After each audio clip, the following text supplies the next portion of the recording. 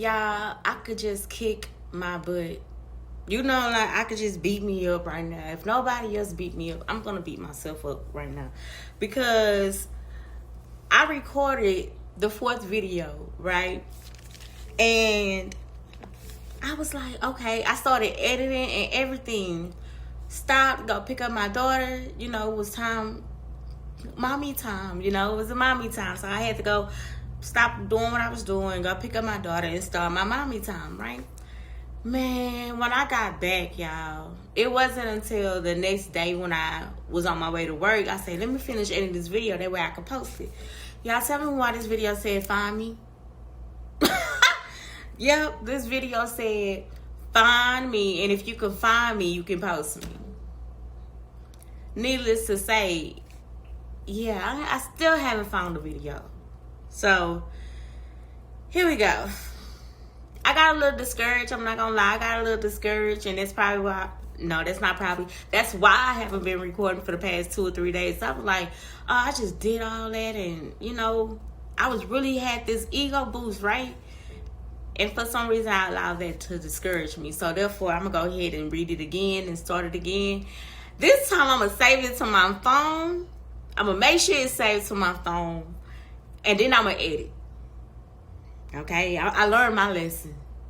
You won't catch me slipping again. You feel me? You won't catch me slipping again. But we was reading, those of you that have not listened to my other previous videos, we are reading the Holy Bible, the King James Version. And I know a lot of people don't like to read this version because it's hard to get through. And honey, if this is hard to get through, the other ones, the other translations is so simple and so easy. So if you don't understand something in the King James Version, you just pick up your phone like this and type in Bible and then type in NLT, NIV, you know, NJ, New King James Version. You know, you just type in your phone and translate it, and then you can come back here. It's not really that hard. It can all be so simple. Let's not, you know, do that. But anyways, we're going to go ahead and start on chapter 22. So this is the chapter where God sends Abraham up the mountain. Don't know where he's going, just going really blindsided up the mountain to do some things, right? So let's go ahead and read it. And it came to pass after these things that God did tempt Abraham and said unto him, Abraham, he said, behold, here I am. And he said, Take thy son, your only son, the one who you love so much, to the land of Moriah, and offer him up as a burnt offering upon one of the mountains, which I will tell you. Now you gotta be taking notice. You know what I'm saying? Back in the day, their culture was to go and build the altar and offer up a sacrifice, a living sacrifice for God's, you know, obedience or thank you, or you know, like how we do it now. We stand up in church and say, I repent for my sins, or we get baptized, you know, certain things like that. But in this particular culture, they used to offer up living sacrifices to God. Okay, understand the culture before you judge, you know. So let's keep reading. And Abraham rose up early that morning and saddled his donkeys and took 2 of his good young men and Isaac his son, and clave the wood for the burnt offering, and rose up and went into the place of which God told him. So basically he got up and he got ready. Simple, right? Then on the 3rd day, Abraham lifted up his eyes and saw the place afar ahead. So that means that they've been traveling for 3 days now. And they finally got to the place where God told him, hey, I want you to go there. Imagine just waking up and just saying, God, like, hey, I want you to pack a book bag. When you pack this book bag, I need you to just go. Wherever I tell you to stop, that's why I tell you to stop. But other than that, I need you to go. Some of y'all probably won't even get up like, well, I got to go to work tomorrow. Oh, I got 3 kids. What am I supposed to do? Every excuse in the book. Every excuse in the book. So, truth be told, God already stopped you at chapter 22, verse 1, right? Anyways, let's keep going, y'all. Then on the 3rd day, Abraham lifted up his eyes and set for the place afar. And Abraham said unto the young men, abide, ye stay here with the donkeys, and I and the lad will go yonder and worship and we will come back. I'm going to read that again. Verse 5. And Abraham said to his young men, abide to the donkeys, and I and the lad will go up yonder, and we're going to worship for a little bit, but then we're going to come back. And Abraham took the wood of the burnt offering and laid it up on Isaac his son. He took the fire in his hand and a knife, and they both went up together. And Isaac said unto Abraham, Father, here I am, your son. And he said, behold, the fire and the wood. But where is the lamb? Where is the lamb for the burnt offering? Daddy, we got the fire and we got the wood, but I don't see the sacrifice. I don't see the lamb. Daddy, you normally put brisket and ribs on the pit, but I don't see none of that. That's what he was asking Abraham. That's what Isaac was saying. They was going up the mountain, and all that time he realized, hey, he left the donkeys back there. He left the meat back there. Why we only got the fire and the wood? Who are you going to place up on this altar? I'm pretty sure that's what Isaac was thinking. Who and what you going to place up on this altar? Because it's just you and I and the fire and the wood. So that tell me Isaac was already like attentive to what was going on. He probably thought he was sacrificing the donkeys because he had the donkeys with him. He probably left them behind, and it was just him and Abraham. Let's keep reading. And Abraham says, my son, God will provide a lamb for the sacrifice. So they just kept it pushing, right? And they came to a place to God told them. Abraham built the altar there and laid the wood in order and bound his son Isaac and to lay up on the altar upon the wood. And Abraham stretched forth his hand and took the knife to slay his son. Truth be told, I don't think I don't know. I don't know if I could have done that. But then again, if we compare the culture then to now, most likely it's not going to be your son, but it could be your obedience that God is asking you to do. How about you just show up to work on time? How about, you had $25 left over from paying all your bills and doing all that. I just asked for $5.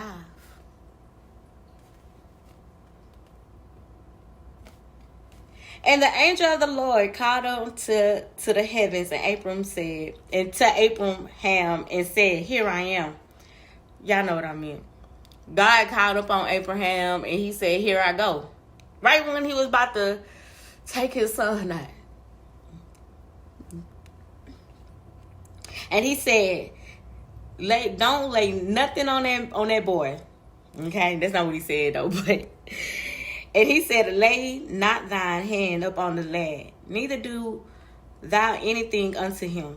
Basically, don't put a hand on him and don't do nothing to him. Okay?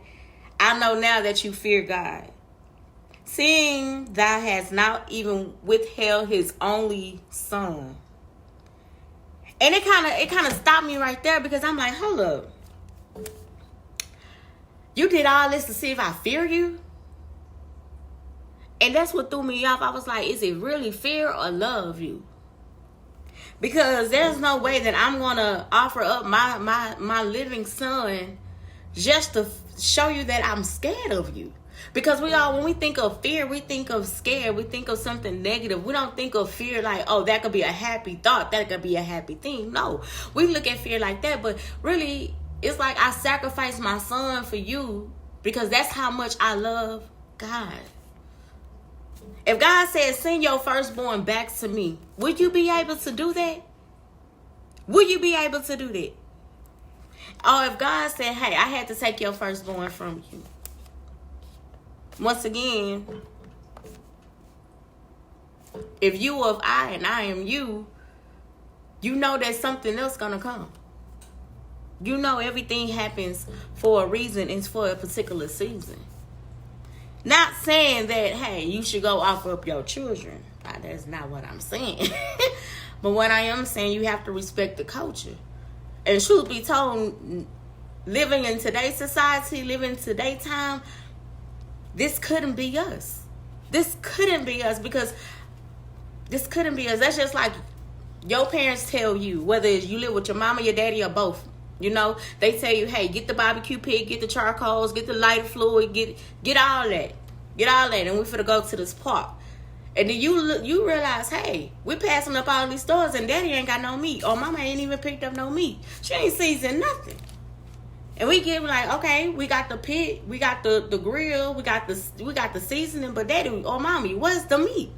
What are we supposed to put on this grill? Your parents turn around and look at you and say, God will provide the meats for this pit. God will provide. And you just like, okay, let's go. It was like, okay, well, your daddy or your mama tell you to lay down on this pit. Matter of fact, just get it real nice and pretty. Right? You gonna be like, yeah, you're gonna be questioning it. You're gonna be like, hey, I think my mom and my daddy done went crazy. I think they have gone insane. But once again, you gotta respect the culture, because that's the culture of back in the day. Sometimes it don't necessarily have to be an altar or your son or your children. It could be your prayers. It could be, I repent. I know I have sinned. I have cursed against my sister. I have cursed against my brother. I have cursed against myself. God, please forgive me. I offer up my soul. I offer up me to you. No different than what Abraham just got finished doing. No different than that. Just in a different scenery. Okay, well, let's keep going. Okay. And Abraham lifted up his eyes and looked, and behold, behind him a ram caught up in a thicket by the horns, aka a bush. A ram in a bush got caught. He turned to the side. He like, what? And Abraham went and took the ram and offered the ram up for the offering instead of his son. And Abraham called that place Jehovah Jireh, as it says to the day, in the mountain of the Lord shall be seen. Jehovah Jireh. God will provide. And I realized that in different translations of the Bible, King James Version say Jehovah Jireh. But the New Living Translation, I think that's what it is, the NLT, say Yahweh. Yahweh Jireh. But both mean God will provide. If you translate this into the New King James Version, it don't even say Jehovah Jireh. It just say God will provide. If you translate it over to the Message Version, aka the Messy Versions, I think the Gen Zs would like that one, you know. It say God will provide. But in the King James Version, you want to know why that person be saying Jehovah Jireh? Because God will provide. And I want to stop right there. We got a couple of more verses to get through, but I want to stop right there, and I want to digress this section, because when Abraham told his people, the two young men and the donkeys, to stay where they at, he said, me and the son gonna go up, but we I can't get my words out, but we will be back. That is making a declaration that me and my son will return. Who's to say that Abraham really thought I was going to offer up my son? But I'm going to go with it, because I know that you will provide. I know at the end of the day, you promised me generations. So if you take my son, or I have to offer up my son, where's my generation going to come from? Because once again, if you've been paying attention, he only had Ishmael. And God already declared that Ishmael was his. You ain't even got to worry about Ishmael no more. I got Ishmael. Ishmael is my son. You just take care of Isaac. And that's exactly what he did. So in my mind, I'm thinking, Abraham, you already knew that you and your son was going to come back, because God will provide. So as they keep going, what threw me off again was how attentive the son was, Isaac. You know, when he was like, okay, he left the donkeys back there. We got the wood, we got the fire, we got everything we need to build this altar, but where's the living sacrifice? That is a smart and a valid question. A lot of times we don't ask the right questions. You seeking answers when you haven't even asked the right question. So how you know what's the answer, or what's the answer that you seek, or what's the revelation, or what's that? Like, okay, that's the clue. When you're not even asking the right questions. He could have said, okay, Daddy, what we about to do? Or, okay, where you want to build this altar? Or not saying nothing at all. But he stopped and he asked the right questions. Father, we have the fire and the wood, but where's the burnt offering? Because I heard you tell, thing 1, thing 2, and the donkeys that we will be back. But you left the donkeys back there. You left the living sacrifice back there, because back in the day, the culture was sheep, animals, right? Birds, goats. That's how you showed how rich you were, or how prosperous you were, or God is on you, things like that through that. It wasn't about coins or bitcoins or digital money or anything like that. It was about how much cattle do you have? How much cattle can you saddle? How much cattle can you, what's in your wagon? How much, what you got? What do you have to offer up? But I just want to go back there, because it's like the belief that Abraham and Isaac had to come from somewhere. Had to come from somewhere, because if God tells us right now to go take your firstborn's child and go where I tell you to go, by that 6 hours in, you like, look, I'm gonna turn back around. I don't even know where I'm going. You just sending me on my way. We arguing. So it was a different type of belief back in the day, just like it was a different type of culture. And I realize now we so instant. We want things so instantly without understanding. And I had to ask myself, you know what? Why am I reading this? Because a lot of people would get this like, man, he offering up his son. What kind of stuff is that? You're not supposed to do that. If this is some type of God, why would he tell him to offer up his son? You would ask the right questions.